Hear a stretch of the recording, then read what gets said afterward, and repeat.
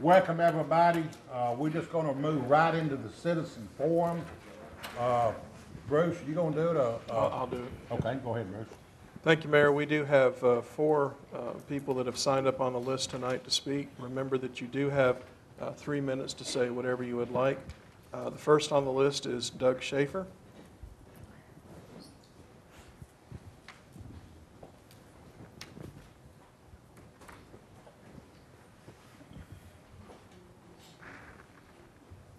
Good evening, Mayor and Alderman. Thank you for the opportunity to speak tonight. I just wanted to update y'all on some things that are happening in the county, good, bad, but it affects everybody here because some of it deals with money. One, I imagine you know that we've approved and we're building a new judicial building and parking garage down on Maple Street in Murfreesboro. And the judicial building we have right now was opened in 1980 when we had 84,000 people. We now have 300,000. We did put in with our state legislators, requested a litigation tax be increased from $25 to $50, and anything what's made from that's got to go to some form of judicial enterprise, and it'll help us keep a property tax down by getting that extra money because we think it'll pass. We do also the jails, pretty full. There's been a lot happening out there that I won't go into now. I imagine if you turn on TV or read the newspaper anywhere around here, you hear that.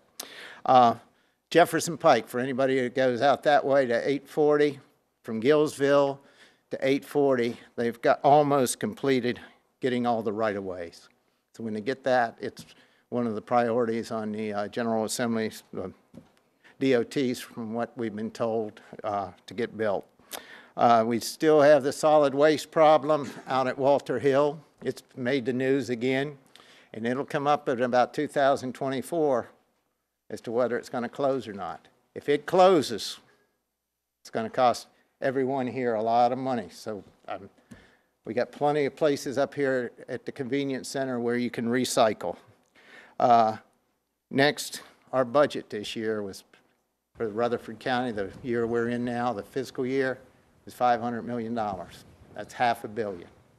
That's a lot of zeros after the 5. And we're in the process of looking into getting another general sessions judge. We're Hamilton County now is who Chattanooga, who we're compared with. They've got 5 down there. We have 3 here. That's also going to bring in another assistant public defender. And lastly, 1,200 kids in the county system this year. Murfreesboro had some more. And there's a middle school in process out in the Rocky Fork, Almaville area. And I just wanted to update y'all on that. And so it looks like we're growing big time again. Thank you. Thank you. Thank you, Mr. Schaefer. Next on the list is Deborah Hugan.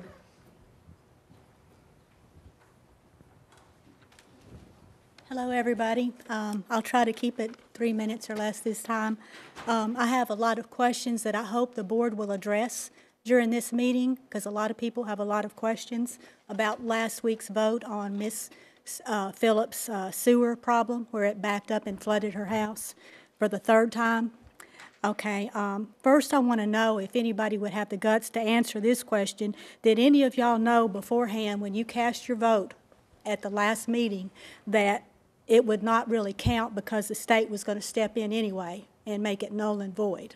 I want to know if anybody would have the guts to step up and say who did that, who made that call, and after that vote was cast, who got a hold of the state and told them to step in. And I know before in 2008 when y'all voted to help Miss Phillips out when the city sewer or the faulty sewer system flooded her house before and y'all paid for damages. I know before we had the same city attorney. Evan, you were still the attorney then also. And why, if he had the same advice back then, but yet the vote went through and money was paid, and he had the same advice this time, and y'all voted three of you voted to help Miss Phillips, but yet it gets a roadblock. I mean, if somebody stopping it? I mean, is somebody making the call because they didn't like the way the vote went? I mean, if that's the case, I mean, that's pathetic. You should just let the vote ride, you know, just like it rode in 2008, and when it happened in 1984, it was paid for. The problem is the city does have prior knowledge of this faulty sewer system. They know because it's happened before 2 times, and it gets worse every time it happens, every single time. And if anybody up here can say that they could afford to put out $30,000, $39,000 every time it floods their house, you know, I can understand you voting no. But if you can't afford it and it's the city's fault, why not do what's right? It is not illegal for the city to pay for these damages. Anybody who thinks that it's illegal needs to do a lot more research. It is something that the city caused. A backflow preventer would not have stopped that amount of sewage flow from coming into this lady's house. Nothing would have stopped it. It was just a flood, a rush from all the storm water and the rains and everything else and all the stuff that washed down from up higher than, from a higher ground. And I mean, I just don't understand how anybody could contact the controller's office and get this stopped without telling them all the sides of it, knowing that this was prior knowledge. I need people to start stepping up to the plate. You're up here. I mean, some of you I voted for, and I mean, I want you to do what you're supposed to do. Don't read black and white and interpret it just because a city attorney says it's one way. It's not always that way. Another attorney will tear that apart. Please do the right thing. Thank you, Ms. Hugan. The next on the list is Gertrude Phillips.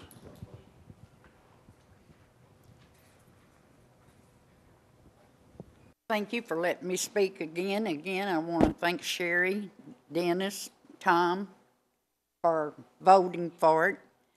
I don't know why Ms. Brown or Mr. Jones, either one, voted against, but I don't hold no grudge. And I want to thank Tom for doing all that he can. But my main objection is to Bruce. Bruce, when I came into your office on the 4th of January, we discussed about the water and about it being backed up in Ford's place and my place. And I said, I knew they were in there illegal. And you said, yeah, and I asked you about the transmission shop. I said, I worked and I didn't know when it was put in. And you said, I don't know who's putting what in the drain sewers. I'm not a nosy neighbor. I stay to myself a lot because of people twisting, and I apologize for hanging up on you because you was going at it the wrong way when you asked me, didn't I feel that it was my fault? I have no control over the city sewer. And the attorney, have you won any cases against? You're still dry behind the years because I judge you to be about your late 20s or early 30s, and it takes a good little bit to get a knowledge under your belt to win cases. Now to Mayor, Dennis, you stood in my front room and you said it was the city's fault. Now you say it's not. But I'm going to tell you, are you man enough to stand up and take the heat and do what's right, or are you going to be a puppet like Miss Brown is to whoever wants her to do? That's no way. And you made the remark that you was the best mayor and that you would be running again. You don't know what tomorrow holds. You don't know if you'll be living when your time runs out. Because what goes around comes around. And when it does, Miss Brown and Mr. Jones, when it happens to you, you will be notified through God that you did wrong. But nevertheless, I have no hard feelings. I've been a single mama. I've worked 2 jobs to raise my children. And I'll tell you what, being a puppet don't get you nowhere. Thank you. Thank you very much. Thank you, Ms. Phillips. Last on the list tonight is Matt Church.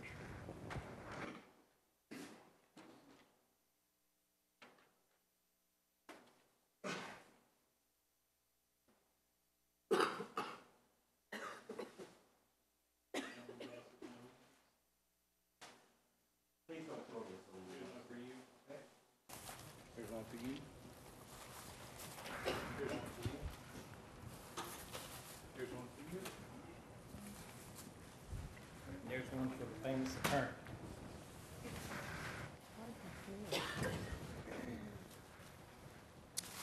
What you're looking at is a sample of the human waste that is still on the property.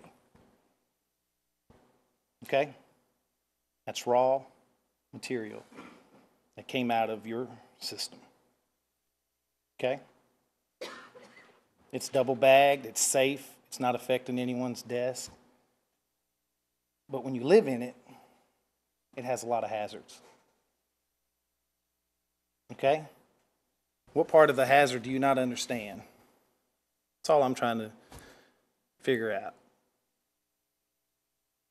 We went over there today at no cost to Miss Phillips and spent 4 hours deconning her home to make it safe for human use. I'm sure the attorney can define that phase. Safe for human use. Prior to that, it wasn't safe for human use. If the city was denying it, why wasn't the codes department over there stopping them from living there? You know, they can't live in a place that's not safe. So there's definitely an issue. You know what the right thing to do is. The system, is it a high pressure system? Does the backflow preventer, will it stop? Does it work? Is it there? Those are the questions that the city should be defining. The property next door has raw sewage on it as we speak. We're going to approach them and see if we can help them out. But as a private company, there's only so much work we can do. The tax-paying people of this city, it's your responsibility to take care of the taxpayers. It's simple. Mr. Jones, you're new. Ms. Brown, you're new. It's time to step up. Mr. Waldron's the mayor. He did vote for it. We never agree on anything. That was a good vote. I don't understand it. Tom, you're here. It's time for you to stand up. These 3-minute sessions and things that we don't really get to air it out, as long as you ask us, we can speak. If you ask a question, you're obligated. We're obligated. Sitting there with your mouth shut's not helping the taxpayers. You've never done that in the past. This is a subject that needs to be addressed. It takes 3 votes. And I do think the attorney's a little older. We've been dealing with each other for 10 years, so he is a good attorney. But you're wrong. It's the city's responsibility.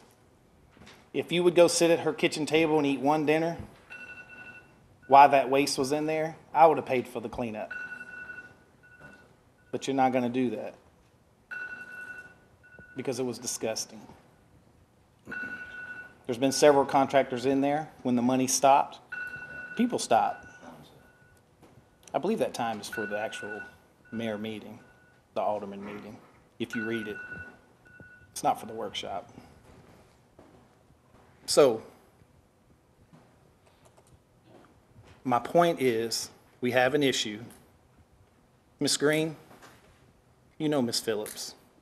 You've advocated for the seniors your whole career, 20 years. We don't agree on everything, but I can tell you, you've always stepped up for the seniors, every time. We need you to step up. The seniors need you to step up. We really do. You've been behind there from the mayor to the alderman 20 years. That's a long time, a lot of changes. But during that 20 years, you have the same system on Stones River Road. Over the years, the money's been allocated, it's been spent, everything's been upgraded, sidewalks were put in, a lot of good things have happened in the city. But in that bag right there, that's not good. It's not good for our community. It's not good for the kids in the community. It's not good for the kids that walk down the sidewalk when they leave that school. They walk on that side of the road every day. We have them on video. When it's raining, guess what happens? Your stormwater people are in here. The raw waste comes over your sidewalk. We have it on video. The children are walking through it with umbrellas. Whose fault is that? It's the city's. Hepatitis, everything. It's the city's responsibility. This isn't a war against us, against you guys. For the first time, I'm in favor for the board because I know the board can make this work. These people don't have the money to fight the city. This guy does magic all the time. He's done it for years. You know the city can make this happen. She's not asking for an open check. What you do, you find contractors that will work with you, work with the city. If they have to waive labor, if they have to do this on materials, you know, there's contractors out there that will help. There's city employees that will volunteer their time. Actual employees that will volunteer their time to go over and help decon and do other things, but they're scared to death if they're seen on the property, they're going to lose their job. So it's time, just like you guys said, we have 3 minutes. What if we gave you 3 minutes to make a decision, or everyone's life would change? Because this lady's life has changed. I went there a week ago. It was horrible. I'm not the most emotional person, as you can see. I'm pretty rude, and I've probably fought every one of you guys once or twice. But we really desperately need your help. Debbie Hugan and I are agreeing on something. I can't stand her, but she's right. But she's right. You're right, Debbie, on this subject. You really are. So just think, if you start taking the enemies and we're agreeing, you think maybe we might be on to something? We really need your help, Tom. I don't want to single you out, but you're the guy that seems to be a little more workable. You know, we can work with you.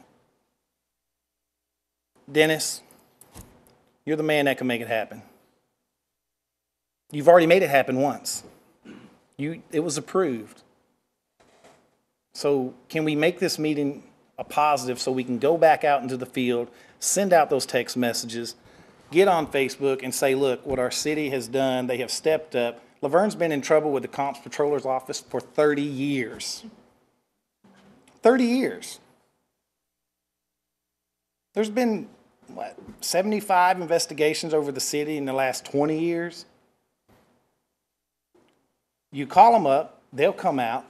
I promise you they'll come out. It's a technicality. So all we have to do is define.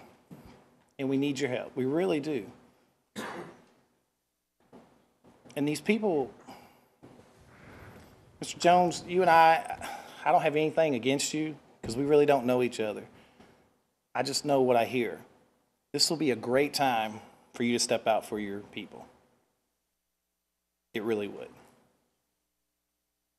She really needs you. And to reassure you, my interest in this, I will not even bid on the cleanup, the remaining. So there will be no profit for me. Any work that I do on that property from this point on and for today is at no charge. So if you get another contractor in there to help, we'll help them. I have the best trained professionals in the state of Tennessee. PEs, professional engineers, environmental scientists, grade 2 water people. We got the best group in the state. We need your help. Because I promise I wouldn't be here if we didn't. Chief, thank you for letting me go over a little bit. And that's really all I have. Thanks. Thank you very much. seeing it's after 7 o'clock, we're just gonna run right Mayor, I'd into like to the. make a statement. I'd like to make a statement. I'd like to Well, suspend the rules. I just wait, if you want to, just wait till the last, but we're running so late, let's just go right into the meeting, if you don't mind. As a motion, I'd like to suspend the rules and take a vote on it if we're not going to suspend the rules. Well, the meeting ain't started yet, so I don't know if we get a motion or not. There is no meeting, this is a workshop. Workshop. Okay, I'd like to make a motion in the workshop. There's no motions in a workshop. If we're going to allow Mr. Church that time, I'd like Mr. Phillips to come back up and state what you need to state. I'd like for Debbie Herndon to come back up, state what you need to state. If we're going to be breaking the rules, break the rules for everybody. That's why we're here. If the board goes against me, that's why I want to, if the board goes against me, let's not do it. But if we're going to break the rule for one citizen, let's suspend it for everybody. Like I say, it's time for the meeting, and let's run on into the meeting. This is the meeting agenda workshop for the March 1st, 2016 regular meeting at 7 o'clock. To call the meeting, I've got the prayer, Vice Mayor Green's got the Pledge of Allegiance. Look over your minutes. We'd move down to old business. Motion to regard the sewer backup at 283 Stones River Road. Now we can open up the table, discuss the motion to regard the sewer backup at 283 Stones River Road.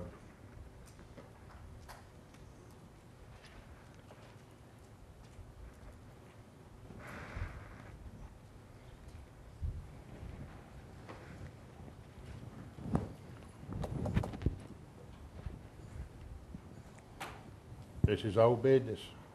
This is the workshop.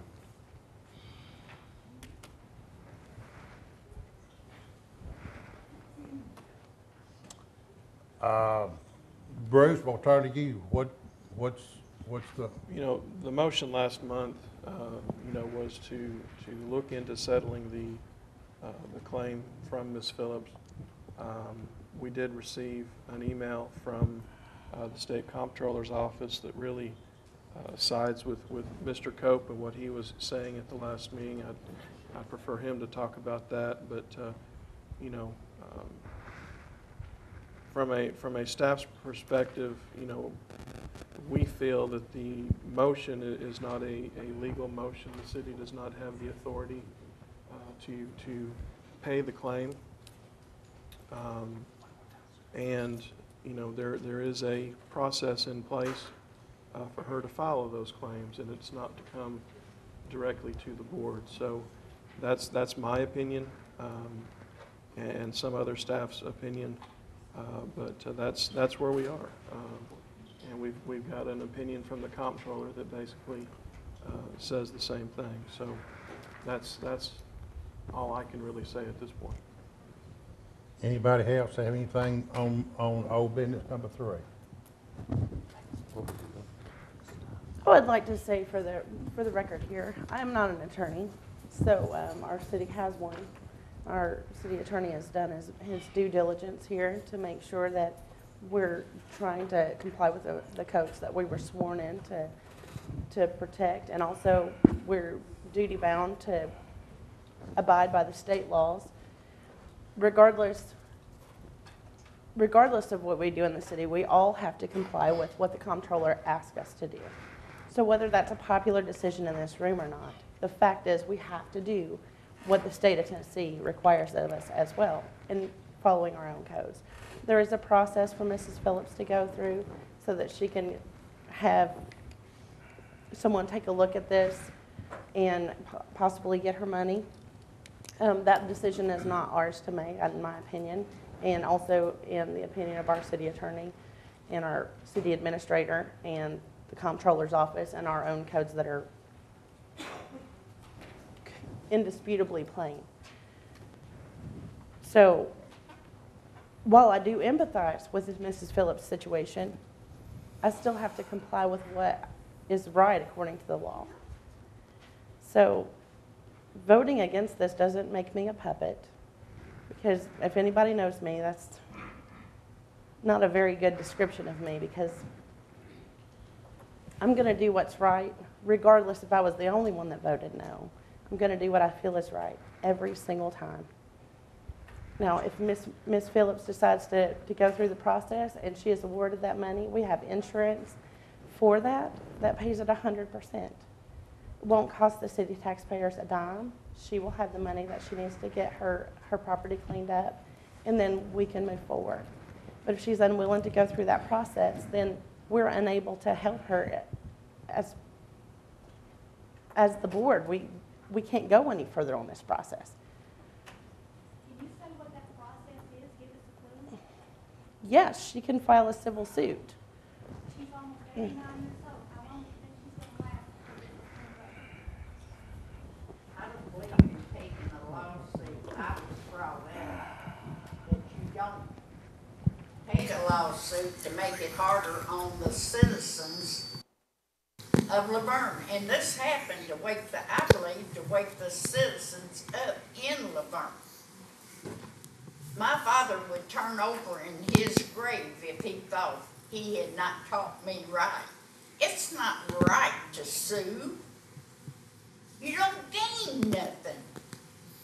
And it's all in God's help. Like I said, what goes around comes around, good or bad. 31 degrees outside, they're heating their house with one fireplace because the sewer filled the HVAC system and all that stuff had to be ripped out. So they have portable fans blowing from the fireplace to the rest of the house. So they're hibernating in one little area. It's about a 10 by 12 area just to stay warm. Hot weather's coming. How are you going to, the fireplace isn't going to keep them cool in hot weather. I'm 58 years old. I can't stand the heat. How is a almost 89-year-old lady going to live in the heat when summer comes? Let's do this, if you don't mind. You certainly all are free to talk to you after, before, and some of you I've talked at length. And I have to say this right now, Mr. Church, I'm glad that you didn't think that I've spoke that much, because if you watched the last meeting, my wife wasn't too happy. I spoke about 45 minutes. I've worked about 20 hours, I'd say just this week, and maybe over 200 just on this issue alone. But let the board have its time, and let's follow some Robert's rules here and parliamentary procedure, and let us have it. We're certainly open to everything you want to say. Many of you I agree with, but this is the time for the board to come together, and that's what I ask, please. So you were. You know, this stuff in this bag, I don't do the justice. When I was over there at that house the day it happened, I mean, it was a mess. It was a pure grain mess. And I think everybody feels for Miss Phillips, and that's one reason this meeting I've been real lenient about people wanting to talk, because Miss Phillips does have a mess, and I don't think nobody on this board don't want Miss Phillips to have what she needs. And you know, this deal has been getting to be a split, and we don't need to go that way. It's the time everybody needs to pull together and do what's right, and do what's legal, right. I've been on the board for a long time, been around Laverne a long time, and it's been a lot of things done in the past that wasn't right, but those saying two wrongs don't make a right. And we pay the attorney to give us good advice. We got the city administrator. Nobody knows the city regulation no more than him. If this board's not going to listen to the city attorney or the city administrator, you know, why we pay the taxpayers' money? But you know, my heart goes out to you, Miss Phillips. I was over there. Nobody should go through what you went through, and it was awful. And what's in that bag does not even come close to what you was going through. And I'm sorry that you had to go through it this time and in 2008. I mean, I voted to give you the money in 2008, and I voted last month to do whatever we could to help you because you had a mess, Miss Phillip, and that's all you figure is a mess. And I'm gonna do everything I can to help you. But and again, we on a board, we've got to pay attention to what our staff says. But you know, I know my heart goes out to you because it was sickening. It was sickening.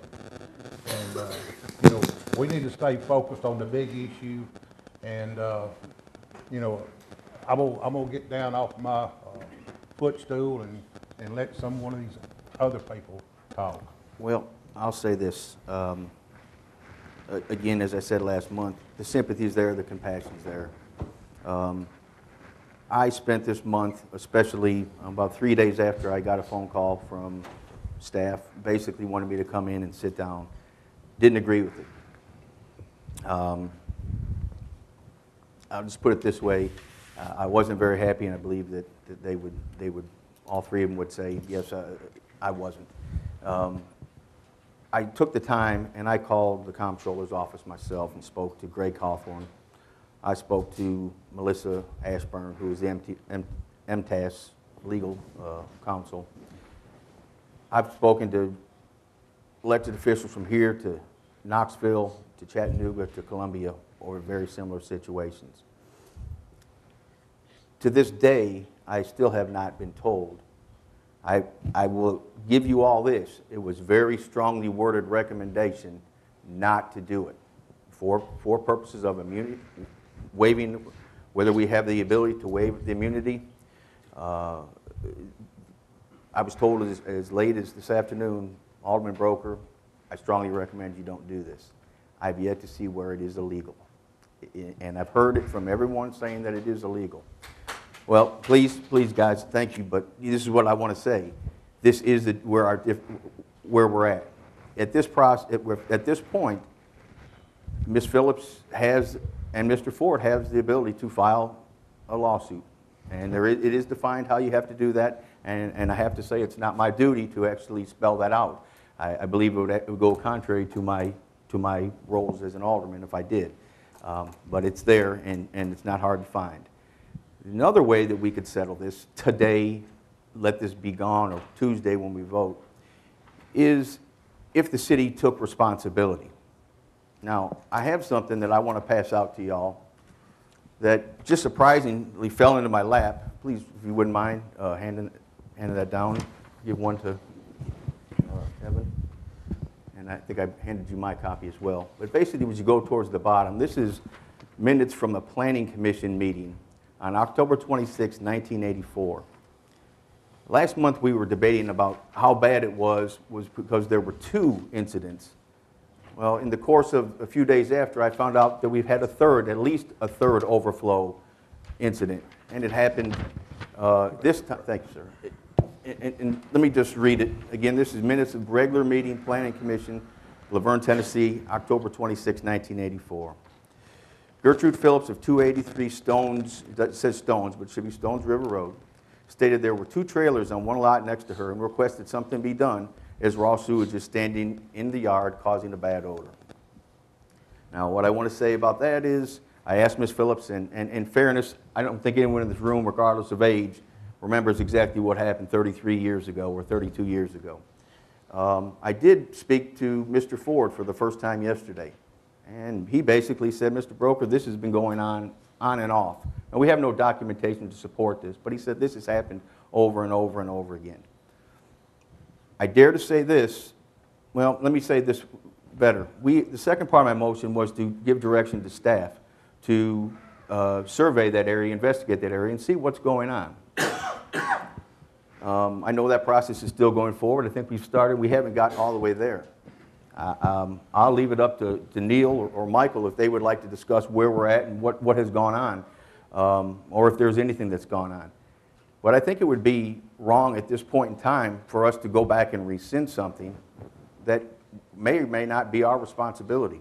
And again, as we all stated, none of us are experts in sewer, but it's pretty obvious that something odd is happening there. that it's happened now. We've documented it at least 3 times.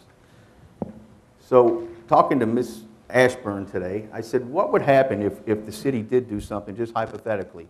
Today, we were putting new lines in, and we caused damage to Alderman Brown's home. At that point in time, you'd have the legal ability to enter into some sort of settlement. Right now, we're saying we have no responsibility at all. And I think that's wrong for the city to say that, especially if nothing else, we haven't even finished our investigation. And that's all I'm saying. Again, I respect everything, trust me. If anything, I apologize to every one of you for being long-winded last month because I stated that I felt it was legal. If it turns out that it was wrong, then I'll be the first one to come up here next month or whenever and say, guys, I was wrong. And it won't be the first time that I was wrong. But to this day, no one has told me, no one has shown me where it's unlawful. And I'm going to end it with, I promise this is it for me this month, I promise. But this is what I want to say. If you go to our, Alderman Jones brought it up several times last meeting. I think it's 18-213, our ordinance. The very bottom of it says, we will handle emergency repairs on a case-by-case basis pursuant to our ordinance, but also to the Governmental Tort Liability Act. Miss Alderman Brown, and I read something last month, but I have to say it again because this tells me right here again, and we go back and forth whether this says someone has to have litigation or not. This is in the Government Tort Liability Act. This is 29-20-309.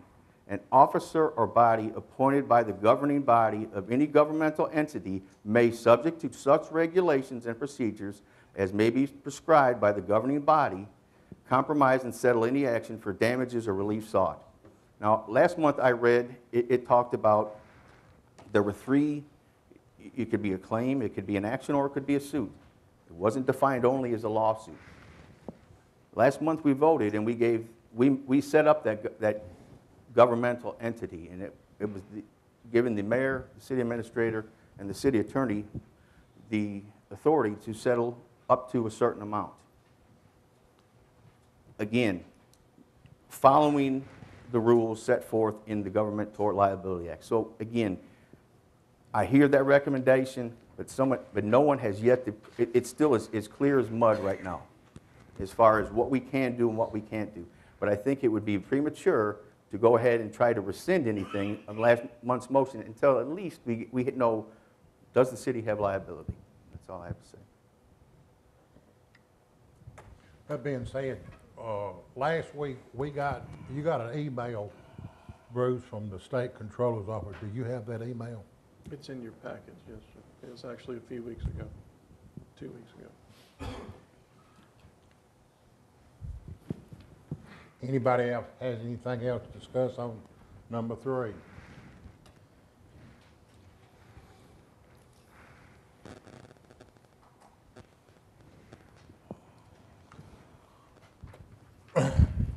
Well, we need to discuss, this is a motion, this workshop on a motion regarding,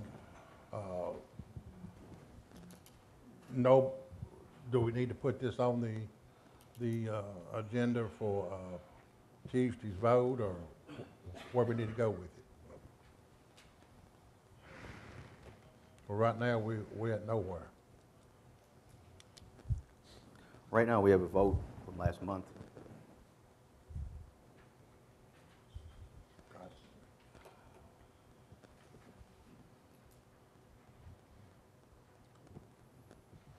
With nothing ever said, we'll move on to the consent agenda. Number 4, consent agenda.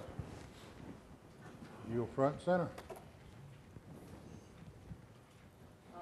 Mayor, I have several items on the agenda tonight, and of course you've already gotten them, so I'm here to entertain any questions you may have.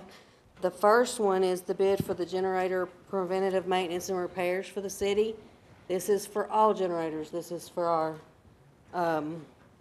emergency service generators, the generator at the police department at City Hall. We have asked to award that to a company that I pretty much, if you get to the memo, that's okay. I've pretty much given you step by step everybody's price. W.W. Williams is not a new company to this type of work, but they're trying to get more business in this area. And they gave us a really good deal, and from what I understand, the gentleman that worked with Thompson, that works with W.W. Williams now, is the one that installed a lot of our generators. So, in talking with Mike Dietz, Lance, who have to work with the pump stations because their generators there, and with Ricky, everybody was in agreement to give them a chance. This does not mean that if it does not work, I don't document and come back and say, hey, this is not working. We need to do something different, because I won't hesitate to come back if this doesn't work. I just want you to know that I want to try to save money, but on the flip side, I don't want it to become a problem for the city. Any questions on that? Okay, then we have the non-hazardous waste, which is just basically our garbage service, trash service. It's up for renewal, and we needed to add the 3 fire departments. Our street department has graciously been, for the last 2 years, going by and picking up their trash, but we're gonna put small dumpsters there. If you'll look at the monthly, Waste Industries is our current company, and yes, they are not the least expensive. But if you look at overall having to change everything over and having to remove and change dumpsters, I just don't feel like it's worth the hassle that everybody's gonna have to go through and the possible changes of when they're gonna pick up and how. And so I think it would be better just to stick with them. Any questions there? Y'all are letting me breeze through here. Okay, the next one I've got is the sewer pump station cleanings. We've got several big pump stations and small pump stations. I put a bid out. FEMCO has been doing it for the last few years. First Response Environmental bid on this project, and they came in lower. Michael and Lance were at the bid opening, and both of them were in agreement of giving this company the opportunity because they're here local, and FEMCO is out of I can't remember. Well, Dayton, Ohio. No, I thought it was Dayton, Tennessee. Dayton, Tennessee. I knew it was Dayton, Tennessee. We have had a few issues with FEMCO, but we don't need to go into that. Any questions on the proposal for that? Okay, and then we had a bid for our auto parts. We did a bid. We're just asking to renew with O'Reilly's at this time, just to continue using them for our auto parts for all of our vehicles. Any questions? Okay, then my next one I have is the police department copier. It's off of GSA pricing. This will replace one that is in place. They have already tested this copier. It has got a higher quality for pictures, for evidence. It more meets the needs of the police department than the one that they currently have. So we're requesting, and there's no other monies, it's just we're changing to this. Any questions on that? What's the existing contract price? The existing contract price is $99 a month, but it's a extremely smaller copier. We're going to a bigger copier, but a whole lot better. The one we're going to is going to have color that's a whole lot better quality. I got that information from MTR. So. The problem we're having, the reason we asked to look to see what was out there, the district attorney's office is asking us to provide, on a whole lot more cases, at least 8 to 10 prints of any photographs we have on cases. We don't have a good, high-quality printer. That's considered evidence, so we couldn't take just anything to anywhere and print it, because we would have issues potentially with us taking a thumb drive or a CD or whatever and stand the risk of there being some memory safe somewhere, and we couldn't guarantee that, et cetera. So we looked at potentially purchasing a good, high-quality printer that wouldn't take us 2 or 3 days to print on some of our larger cases where we have 200-300 pictures. We've tried to convince them to let us do it with media and display it, and they wanted hard copies. So we started looking at other alternatives rather than spending $4,000, $5,000, $6,000 for a good, high-quality, quick photographic printer. The paper is a separate paper that we utilize in it. It is a better quality, but it's not photographic quality the way we would have to do with a large laser printer or something of that nature. This is laser printing, it is color laser printing, but it will make quality, high enough quality photographs that they will accept them there. And we felt like for a general purpose, instead of having this separate machine to use only for these things and pay the kind of money it's going to take for the maintenance on it and the materials to replenish for the paper and the cartridges, et cetera, we felt like it was better in the long run and probably much cheaper in the long run to use this. It will print several copies per minute in much quicker time without tying someone up forever. So that's the reason we tested this, looked at it, feel like it's the best option for us. What's an integrated network? And I would suggest bear in mind that when you go and spend $4,000 or $5,000 for a copier and it quits working, who's going to fix it? We've got a maintenance contract here. When the maintenance agreement's up, you take this one away and bring us a new one that does a better job most of the time, because technology is already outdated in what you've got. And it's a multi-purpose device because it is a network printer that we can utilize black and white or even the lower grade color copies that we may need from time to time. But it gives us the quality for the photographs so that we don't have multiple machines, we've got one. Any further questions on that? If you'll look, the next one, the state contract for the Microsoft renewal, I know that was brought before y'all last month. The true-up amount is about $2,000 more than it was predicted to be, so we felt it best to bring it back before council so that you knew the true amount was going to be somewhere around the $8,000 mark.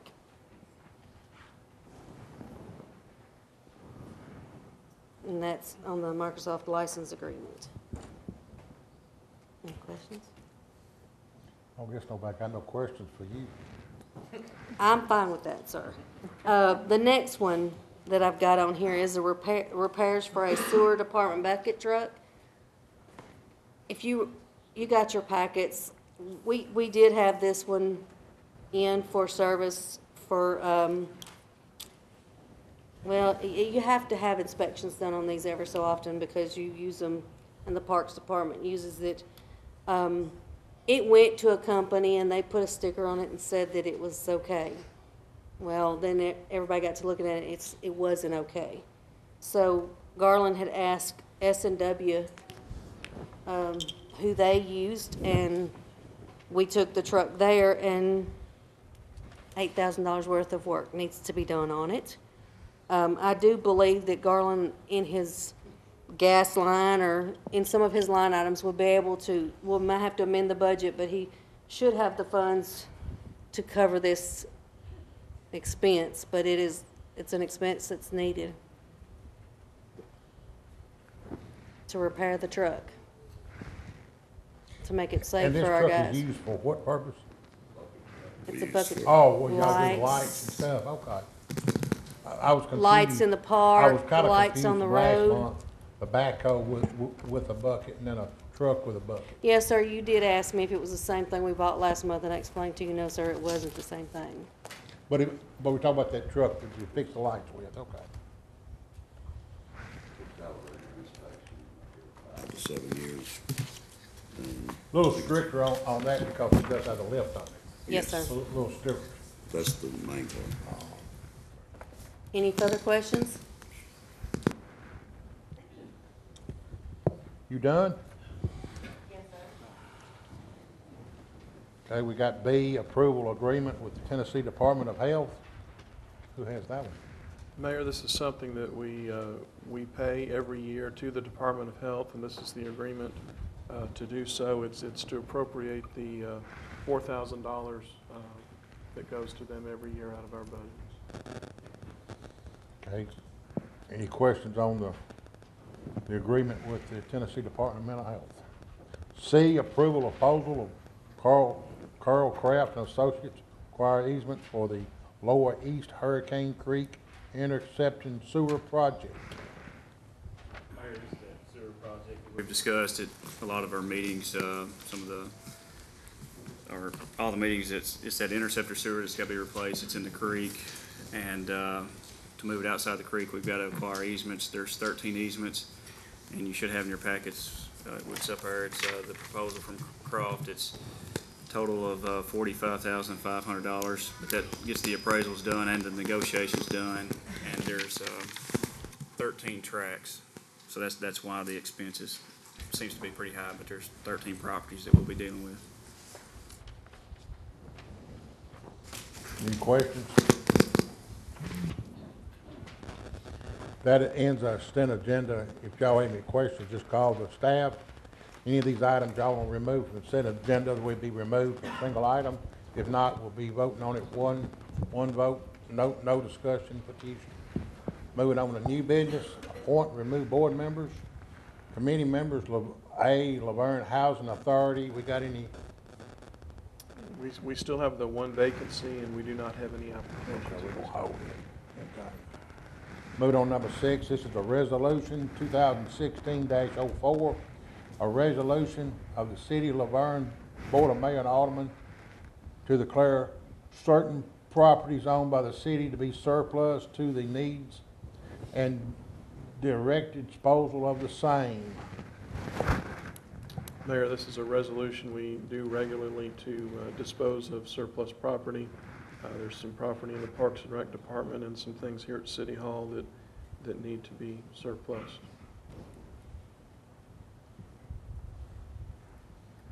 All right, any questions on that?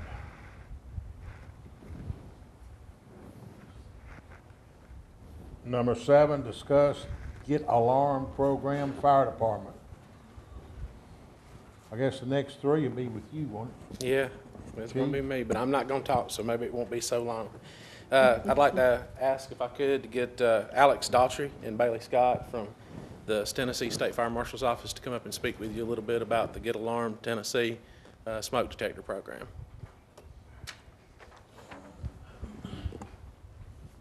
Good evening, Mayor. Thanks for having us. I'm Alex Daughtry, Community Risk Reduction Educator with the State Fire Marshal's Office. This is Bailey Scott. Really, the crux of the Get Alarm program, it's been around since 2012. The point of the program has been to reduce the fire deaths in Tennessee. A lot of people don't know that Tennessee is the 6th highest in the nation in fire deaths throughout the state. We've had, on average, anywhere from 110 to 120 fire deaths a year. In 2012, Deputy Commissioner West started the Get Alarm program, which basically gives fire departments free smoke alarms to then go into the community and install in houses that do not have working smoke alarms. Smoke alarms reduce the risk of fire death by 2/3 at least, if not more than that. Since 2012, we've seen a dramatic reduction in fire deaths. It's a great resource for cities to use. Right now, there are 453 participating departments, and we'd love to have one more. So we'd love to have Laverne participate in this. In terms of cost, it costs nothing. All you have to do is participate. You receive smoke alarms, go install them, and then get more. So that's really all it takes, and that's really all the program's about, just to save lives. So, anything else?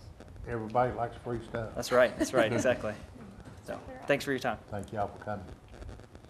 Ricky? I will also say on that same thing, I had sent over a waiver for Bruce and Evan to look over, and I think that was fine.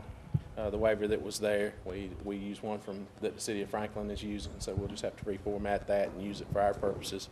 The American Red Cross, who we've been dealing with recently as well, they also have a program to where they will help us do the installs on that, and if we do that, we wouldn't even be in a waiver issue there because the Red Cross would take all liability for the installations as well. So that may be something that we partner up and try to work with them a little bit as well. We will get that information out as to when we get our detectors in and when we can start doing the installations and stuff. We'll get it put on Channel 3, we'll get it back to council, and probably do a pretty good press release on it so that everybody knows and is aware that if they need them, that we'll be out doing that. The second person that I'd like to call up tonight will be Mr. Gary Ogletree. Mr. Ogletree is from the Yellow Dot program from the Tennessee Department of Transportation. He's going to speak to you a little bit about this program. This is geared more towards life-saving incidents during car accidents or incidents involving, it could be anything as far as just a medical emergency, a person pulled over on the side of the road. But I'd let Mr. Ogletree step up now and speak to you a little bit about this program. This also is free stuff.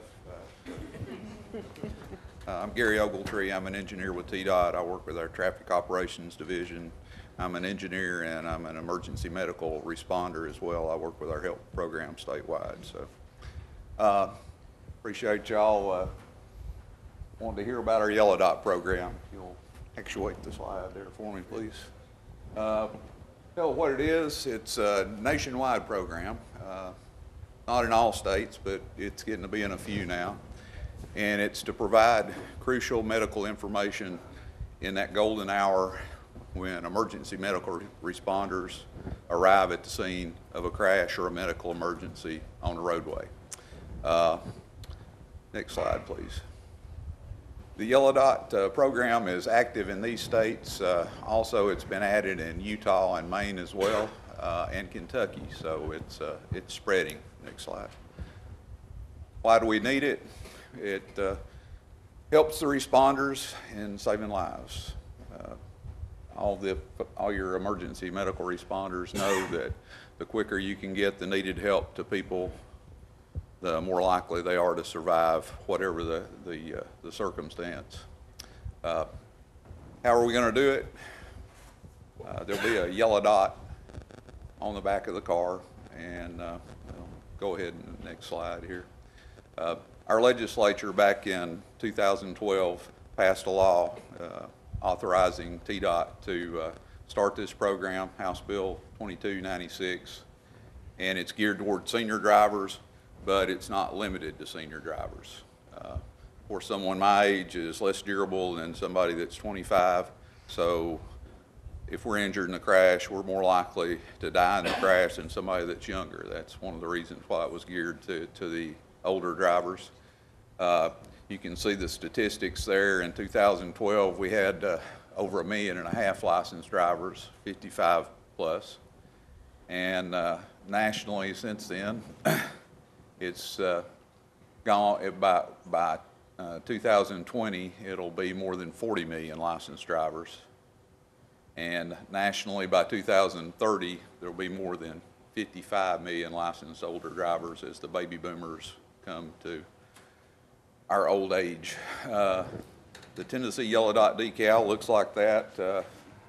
Alderman and Mayor, you have one in your packet there. This is the actual packet that hopefully y'all will see fit to hand out and take care of your citizens with. Next slide, please. And there's a folder inside each one. It will tell you how it works, who should do it, the whole, pretty much what I'll be telling you tonight here, how it operates. And the other part of it, go ahead, is the actual Yellow Dot itself. You'll see the Yellow Dot folder.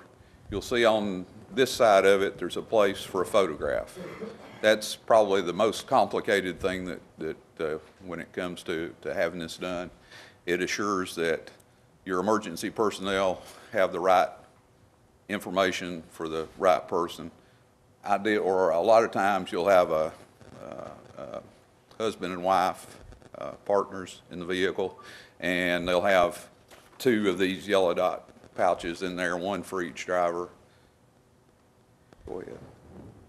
And on the back side, you'll see that everyone has their current information. It's got the date when it's filled out, got emergency contacts, it's got any medical conditions or recent surgeries that they've had, got any allergies listed, your preference of hospitals if that's something that's available, any medications that you're taking. Personally, I'm on Plavix. It kind of lets you bleed a little freer, so if one of your EMTs finds me unconscious and bleeding, that's good information for them to have. That's the reason I've got one of these on my car. Also, on the other side there, you'll notice that a listing of the current medications. As I said, it goes on down through there. On the back of that, there's a spot for your medical information, who your doctor is, or 2 doctors actually, room for that. As I said, it's for seniors. You can go ahead to the next slide. But one of the things, we had a couple that had just moved to Tennessee and they had 2 small children. So their children are going to be in the back in a car seat.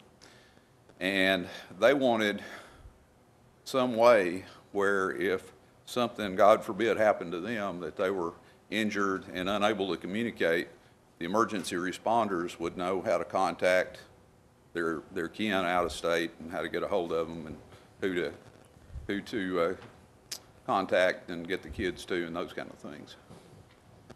That's the folder.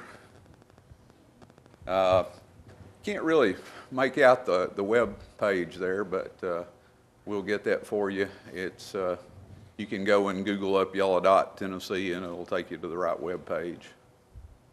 It's funded by NHTSA funding, some of our safety funding, and that's pretty much the high points of it. I gave a short presentation to your captain there. Here's where the yellow dot is placed. It goes on the back glass of your vehicle. It'll go on the outside of it. It's reflective, so it shows up pretty well at night. Again, your emergency responders are going to know to go to the glove compartment when they see that yellow dot and find the emergency information that they need.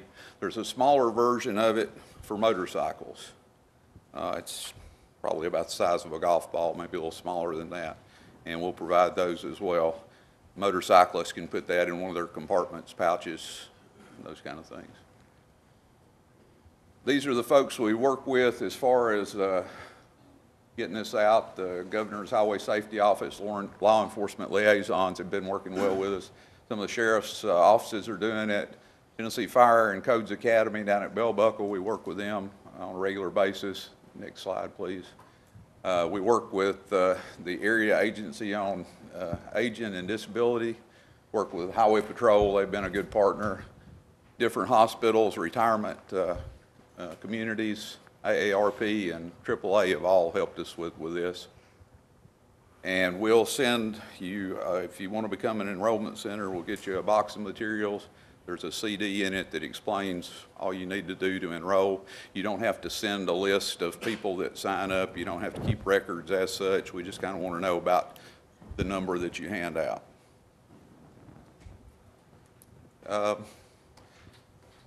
As I said, we're with Department of Traffic Operations Division Incident Management Office, and you can either pick them up in Nashville, or if you let us know where you need the boxes, we'll mail them or bring them to you. Next slide. Next slide. That's about it. There's my contact information if you back up one. That's it. And Lindsay Whittington in our office also helps get these out. Any questions? Thank you for your attention. Thanks for coming, sir. Thank you. Ricky? The last part of this too, and I'll go ahead and add, we've went ahead and opened up, we're going to open up one of our stations to do this program for the city.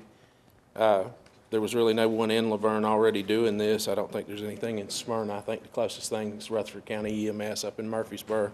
So if we went ahead and we've purchased the camera that it takes to do the photos for you. So we're going to try to kick this program off starting next Wednesday. Again, I'll get this information out to Channel 3. We'll get media involved in it. We'll go ahead and get it out on the websites and stuff. We do have the camera in place. We've got about 100 of these already in. I do have to get to Mr. Ogletree to get me the motorcycle smaller ones. But we have a little bit of training to do for the guys. We're going to run this out of 301 Bill Stewart Boulevard, which is Station 3. That's the station we've designated to be able to do this, since it has to be a photo taken and people trained in order to do the photos correctly.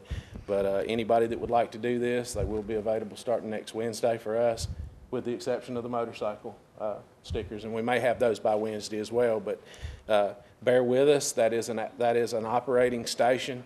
If you come by the station to get one of these packets done and get a photo done and we're not there, it's very possible we're out on an emergency. So I'll apologize for that. If we're not there, then we're out taking care of other duties and other things that may need to be take the front burner. But as of next Wednesday is the target date for this to start. You got another one here? Okay. Got one more, but I'm gonna let somebody else yak for a little while. I'll let Chief Culberson speak on this. We ain't gonna call up the Iceman. No, Iceman's not up tonight, so okay. We'll just leave him down tonight. He's gonna be he's a special attraction next week. Okay. Mr. Mike. As you see by the letter in there, either Ricky or myself was contacted by First Alert right after we had the tragic death of the gentleman with carbon monoxide over here off of Jones Mill. They were willing to donate 100 carbon monoxide detectors. Some of you may have seen it on the news the other morning. We did a press conference with Metro Nashville Fire Department. As of right now, Nashville Fire Department and Laverne was the only two fire departments that were awarded this. Mine's free also. That's 3 free from fire department. Yeah. We just want you to remember that. Write that down. Anyway, we set some criteria for the citizens of Laverne to receive these carbon monoxide detectors. They're by First Alert. They're located over here in the office. They have the sign-up sheet and everything. And this program actually started this past Tuesday? Last Thursday, I'm sorry. Got my days mixed up. But all the information's over there. I'd like to publicly urge all the folks of Laverne to come. There is 100. I'm working on another deal with First Alert to have some more during the Old Timers Festival in September. So it is a first come, first serve. So yes. We only have 100 of them. So and there is some criteria set, and I probably don't need to bring this up. We are targeting the senior citizens of Laverne right now with this program.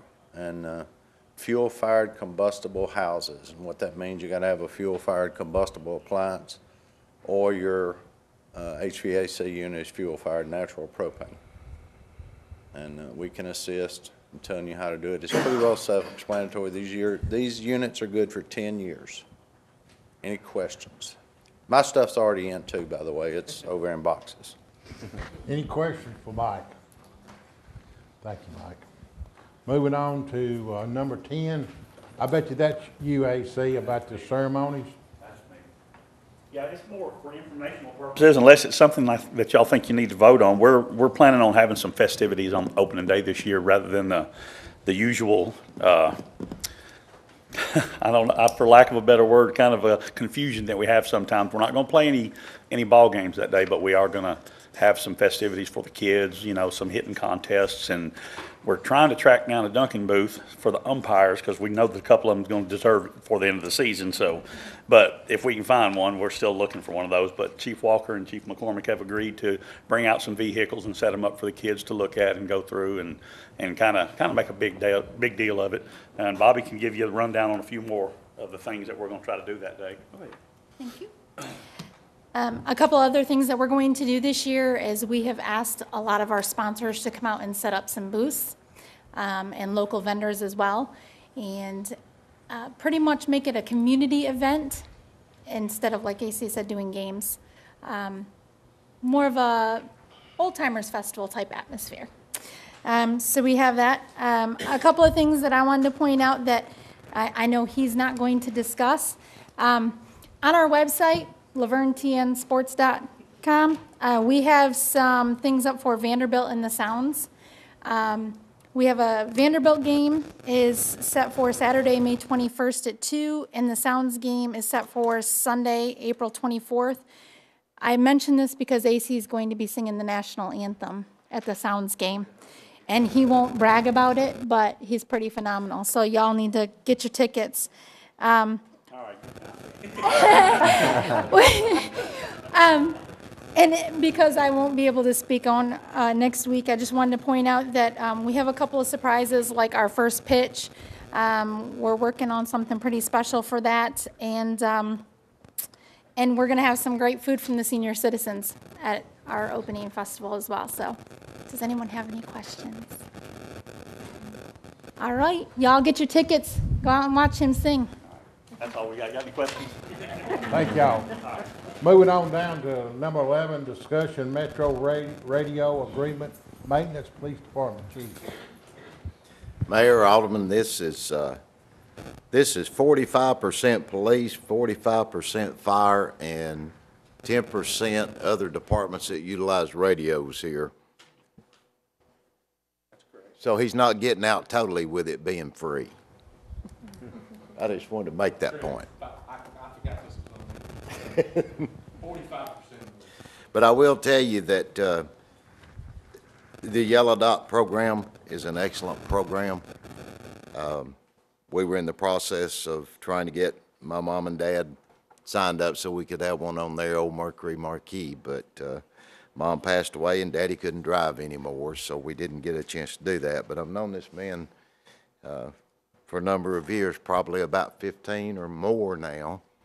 But Gary's very passionate about highway safety.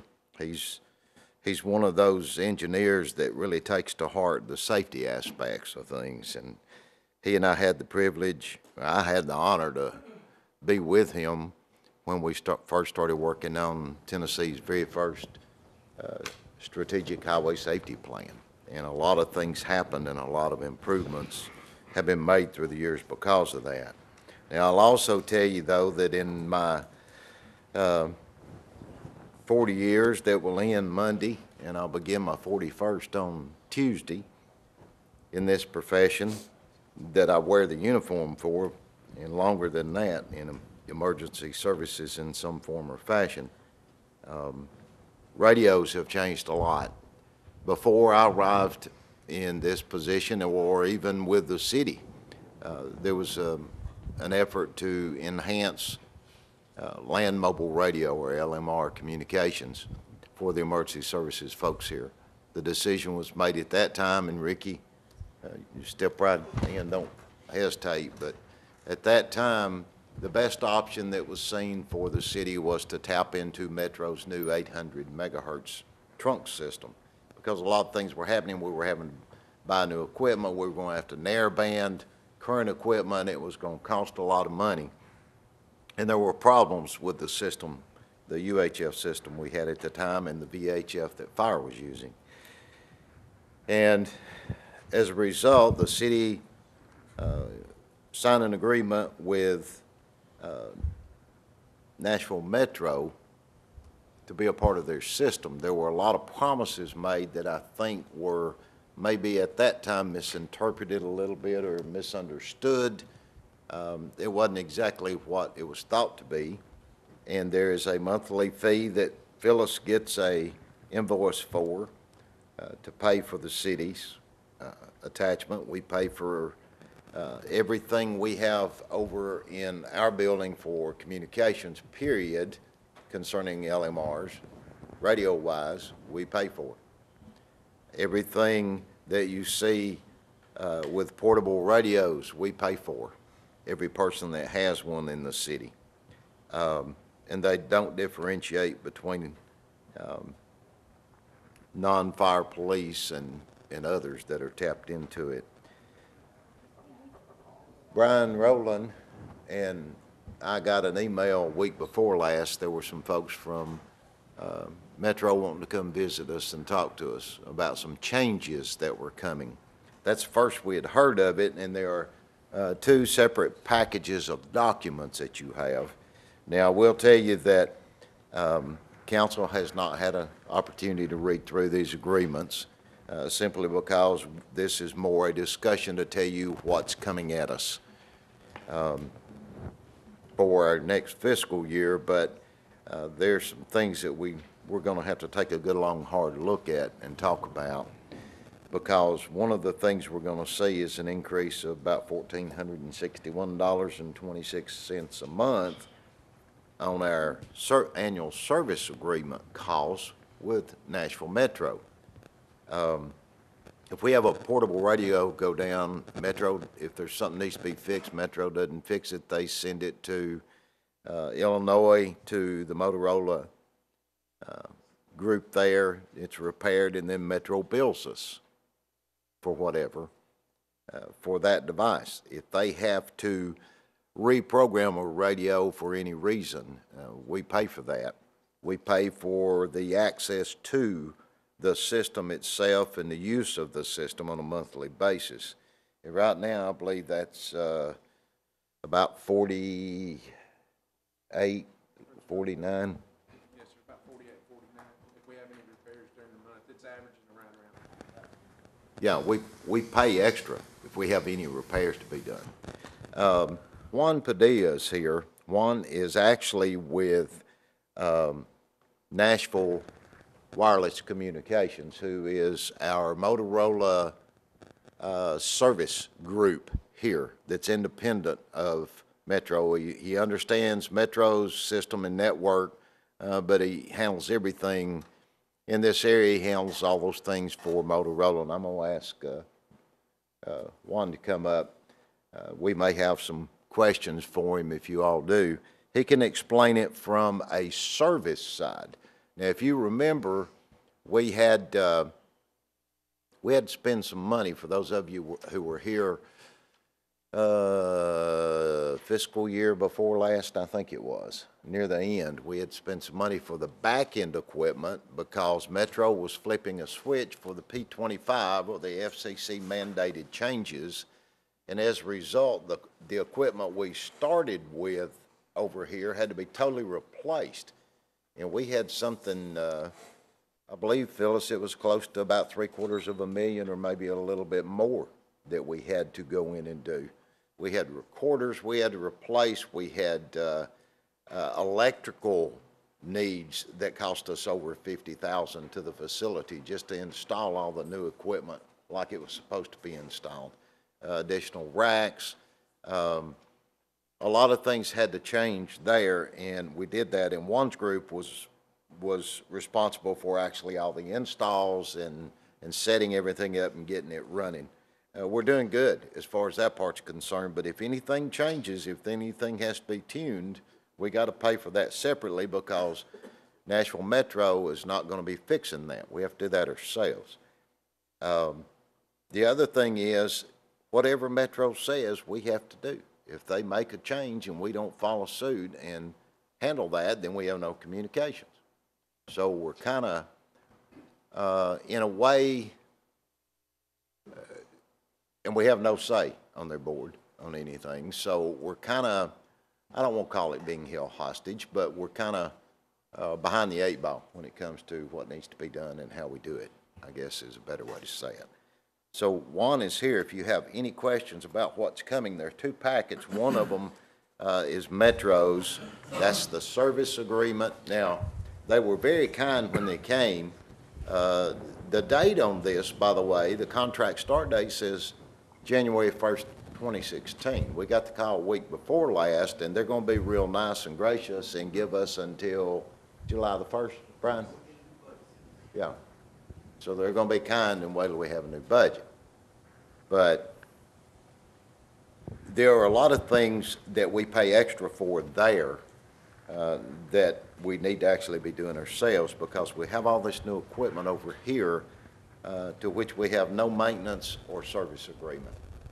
If something breaks now and we call one for repair, it might be, they've been very good to us. Let me put it this way. They've been very good to us, and we've had people here pretty doggone quickly, but they're not compelled to do that. The service agreement that we will have with them will be within 4 hours, Yes. on any equipment over here, on any portables or mobiles that we could swap out. It will be Monday through Friday from 7:30, I think it is, to 4:30, or 7 to 4:30, somewhere in there. They will handle anything for us. But if we wind up taking it down to Metro, we have to pay them each time they have to handle something of ours, and they're going to send it somewhere else to be repaired anyway, where 95% of the time it's going to be repaired with these folks here in town. Go ahead. I want to bring to the attention of one thing, the agreement with Metro Nashville with MRAM, they're not allowed to come outside of the metropolitan Davidson County to do any repairs anyway. So all of our backup dispatch center, all of our dispatch equipment, consoles, infrastructure within our city limits, they can't come out and do those services anyway. So another reason that we have to have another vendor that can travel to do these things. Now, we did know that in the agreement when we did it originally, but you know, a lot of things have changed. For the aldermen that were not here when we had to go through this major purchase for our communications equipment, this was not just something that we decided that we needed to do because our systems were failing. Our systems were failing. The board members that were here, Bruce, can tell you the systems that we had in VHF and UHF were failing systems. We had multiple failures in our system.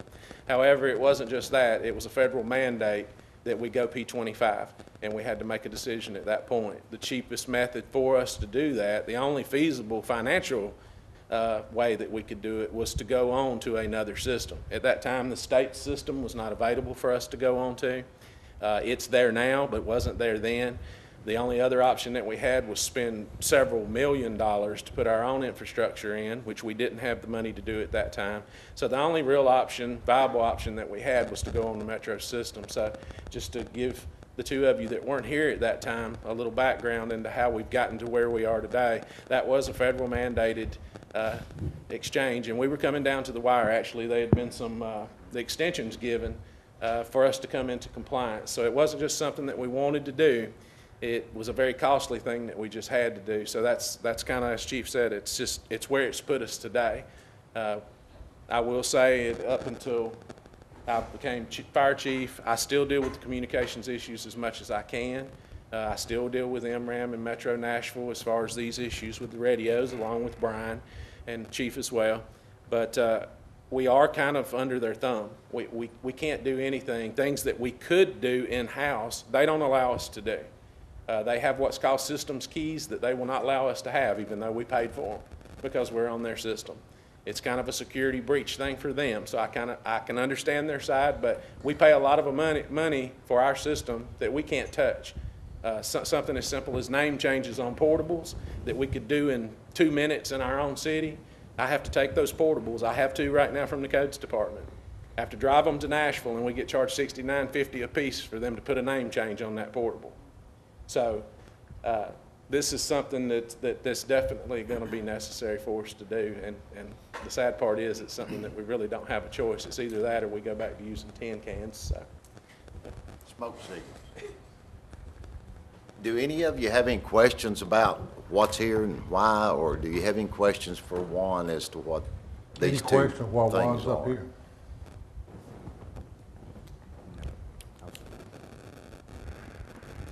So I guess this is gonna be put on Tuesdays for. No, not for No, Tuesday night. it won't be for Tuesday. It's something we're going to have to address as we begin talking next month about the needs. And it's going to be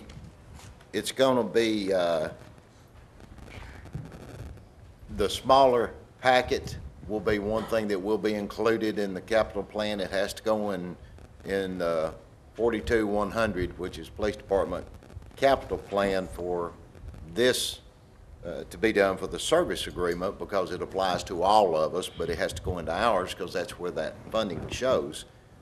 But some of the cost on this as a result would decrease, because some of the things that they are saying they're going to charge us for in this document, correct, will actually be taken up here. So we're going to get more bang for our bucks to do the smaller packet, the service agreement with Nashville Wireless, simply from the standpoint is we're going to have somebody to come within 4 hours to get a radio up and running, or a recorder up and running, or if something happens here, we have to try to move folks over to Station 3 for the backup, and we have issues there, then we call them, and within 4 hours, they'll be compelled to be there to work on that so that we continue with communications.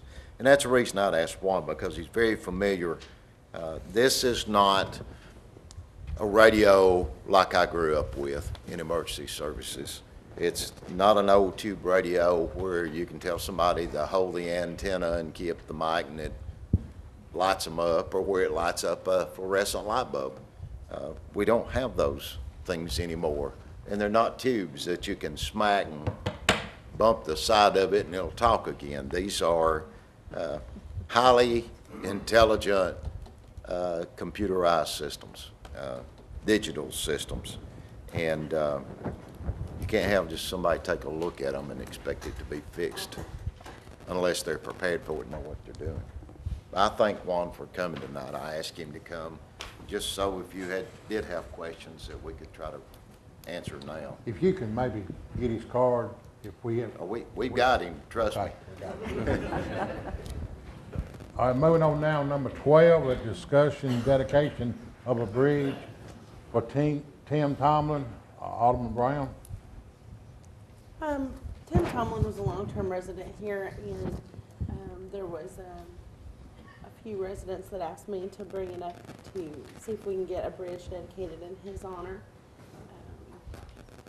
And Bruce, can you take it from here?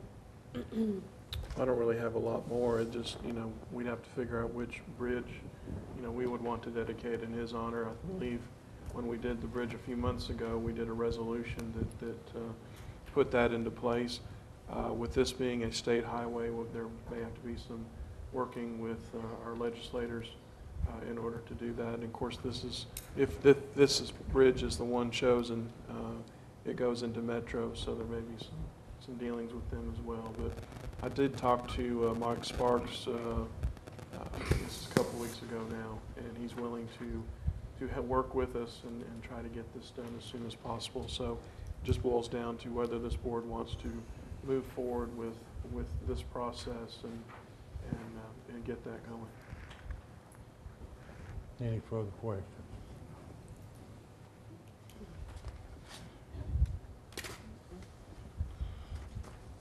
I guess we're down to Mayor and Alderman's comments. Alderman Jones. I'd just like to say one thing, Mayor, to the board, Bruce, Chief. I would highly recommend that we maintain control of these meetings. What we have done, again tonight, we have established a precedent. If next week anyone wants to come up to that podium and speak for 30 minutes, you have no right to stop them, because we have suspended it for one citizen, and all citizens should be treated the same. Think about what we're doing. They put us up here as leaders, and we need to maintain control of this meeting. And that's all I got to say. Everybody be careful. Alderman Broker. Yes, sir. I want to bring up something that, going back to the Miss Phillips situation, I'm going to try to make this into a positive in some regards. And it's not anything other than I ask everyone to be part of, obviously the Board of Mayor and Aldermen, any of the city residents, city employees that like to help. March 26th, Miracle Baptist was kind enough to allow us to once again use their fellowship hall. And we're going to try to put a spaghetti dinner together for her. Again, I don't know what it raises, Ms. Phillips. It may be $500, it may be $1,500, it may be more than that, I don't know. But every little bit I think will help you. And again, I ask everyone to be part of it. We'll certainly put more out there, but guys, this is a very negative situation. And I have to stress again that every one of us does care, and I think everyone would tell you as much. But again, instead of being negative about it, let's all be positive and see if we can turn this around. for the two families that were affected, so that's it. Brian? Probably best I don't. Vice Mayor Green? No. I want everybody to keep the Reynolds family in their prayers for their loss. And I'll welcome April Lawrence to the position, not to the city. Right. She's been here and welcome to the city recorder's Thank you, sir. job. And then also welcome Zia Cross. Hope I got it right. She's our new HR specialist. Okay. And next month is March. Starts the daylight saving times, and Easter comes early. We're gonna have we might have snow on the Easter eggs this time. 10 months from the day's Christmas. And I also want to say, Ms. Phillips, you stated that I may be like a puppet. If I was in your shoes and went through what you went to, I would call the mayor of this town a whole lot worse. And Well, I was trying to be nice. that being said, call this workshop adjourned.